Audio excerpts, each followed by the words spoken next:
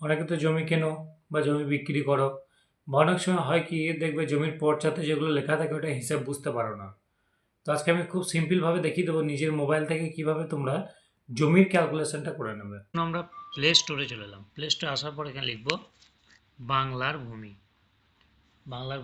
বাংলার ভূমি লিখে কিন্তু এভাবে সার্চ করে দেবো, ঠিক আছে। এই যে লিখেছি দেখো বাংলার ভূমি।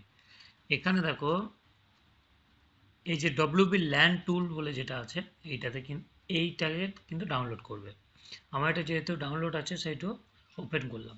অন পেজে আসার পর এখানে চলে আসবে যে এরিয়া কনভার্টার বলে একটা অপশন আছে, অঞ্চল রূপান্তরকারী। এইটাতে কিন্তু ক্লিক করবে।